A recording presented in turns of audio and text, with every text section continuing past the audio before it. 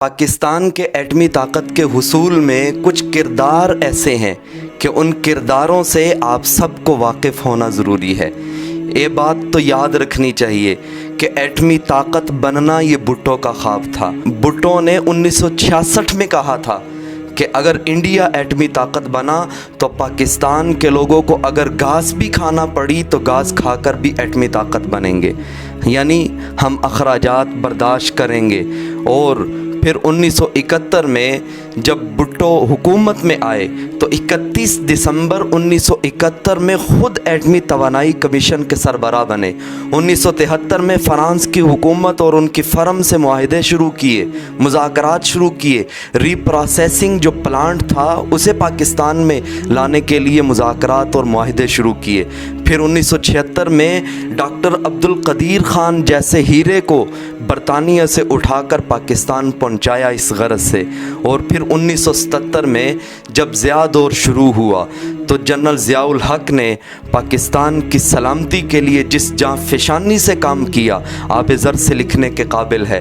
اب جنرل ضیاء الحق نے امریکی پابندیوں کے باوجود جرمنی، فرانس اور کینیڈا سے وہ جوہری ٹیکنالوجی کے حصول کے مذاکرات شروع کیے، ان سے معاہدے کیے۔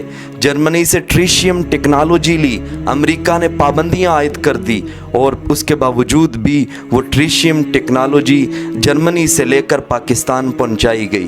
اور جنرل ضیاء الحق نے اس کام کا جو بیڑا تھا وہ ISI کے مارخوروں کے سپرد بھی کیا تھا۔ یہ ایسا کردار ہے جسے دنیا آج بلا نہیں سکتی۔ ISI کے مارخوروں نے جس جاں فشانی سے کام کیا، مختلف ممالک میں رہ کر پاکستان کی سلامتی کے لیے کام کیا۔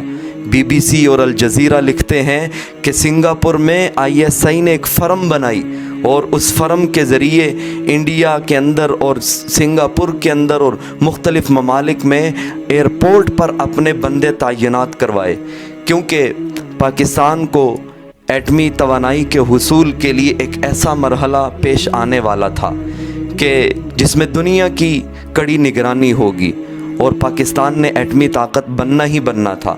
اس کے لیے حالات یہ بنائے کہ پاکستان ڈائریکٹ سامان نہیں آئے بلکہ مختلف ملکوں سے آئے۔ جرمنی سے سامان خریدا جاتا تھا، ڈائریکٹ پاکستان نہیں آتا تھا، پہلے سنگاپور جاتا تھا، سنگاپور سے انڈیا آتا تھا اور انڈیا سے پھر پاکستان آتا تھا۔ یہ ایسے مارخور تھے کہ انڈیا کے اندر رہ کر پاکستان کی سلامتی کے لیے کام کیا۔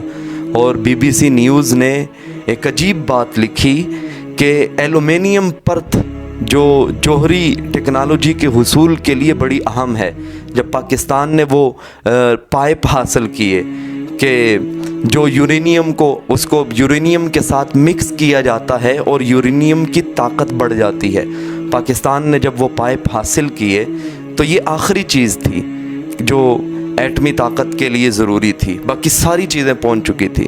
جب پائپ لیے اور وہ سنگاپور پہنچے، سنگاپور سے اب براستہ انڈیا پاکستان پہنچنے تھے، کیونکہ راستے میں پاکستان کے جہازوں کا انڈیا کے اندر رکنا اور فیول بھروانا ضروری تھا۔